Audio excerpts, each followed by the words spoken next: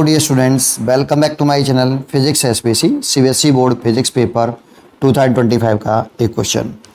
A rectangular coil of area A is kept in uniform magnetic field B such that the plane of the coil, important line ये, plane of the coil makes an angle alpha with magnetic field B. The magnetic flux linked with the coil H.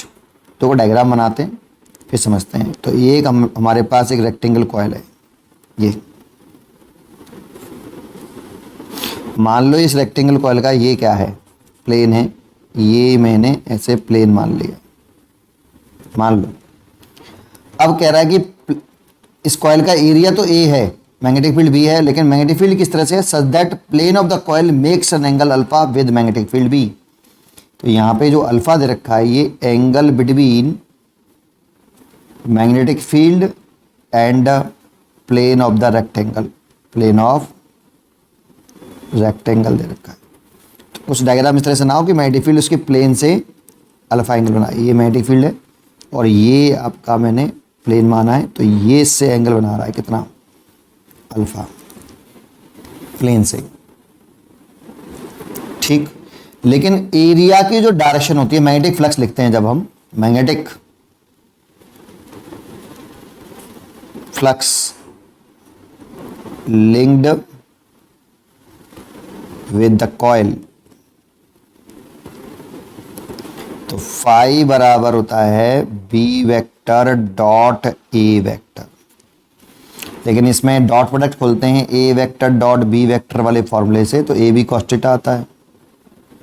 यहाँ theta जिन दो वेक्टरों को खोल रहे हैं उनके between angle होता है। तो यहाँ पे बी वेक्टर है, ये एरिया वेक्टर है, जो खोलेंगे तो बी ए कॉस थीटा। अब यहाँ पे एंगल किसके बीच में आएगा उस पर ध्यान दीजिए, angle between magnetic field B and direction of area vector, direction of A vector. अब एरिया की दर्शन दिखाना आना चाहिए आपको। एरिया की जो दर्शन होती है ना, वो हमेशा प्लेन के परपेंडिकुलर आउटवर्ड होती है, प्लेन सरफेस के परपेंडिकुलर और आउटवर्ड होती है एरिया की दर्शन। तो एरिया की दर्शन दिखाएं तो प्लेन के परपेंडिकुलर आउटवर्ड होती है, तो ऐसे दिखाएंगे, ये प्लेन के परपेंडिकुलर आउटवर्ड, ये बी की दर्शन, ये एरिया की दर्शन।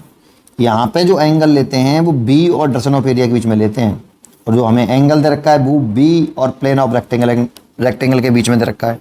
तो हमें तो एंगल बेटा ये वाला चाहिए, ये थीटा होता है, जो यहाँ लिखते हैं वो ये होता है। अब ज्योमेट्री से सोचो कि थीटा प्लस अल्फा कितना हो गया, थीटा प्लस अल्फा 90, तो यहाँ से थीटा कितना आ गया 90 माइनस अल्फा।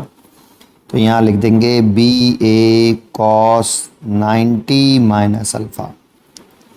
और ये ट्रिग्नोमेट्री में जो आपका फर्स्ट क्वाड्रेंट में होता है कॉस 90 माइनस अल्फा, और फर्स्ट क्वाड्रेंट में all T ratio are positive और 90 वाला चेंज हो जाता है साइन में। तो लिख सकते हैं B A sine alpha, cos 90 minus alpha, ये फर्स्ट क्वाड्रेंट में आता है और कॉस पॉजिटिव होता है और कॉस साइन में चेंज होता है साइन अल्फा, ये कॉस 90 माइनस अल्फा की वैल्यू होती है।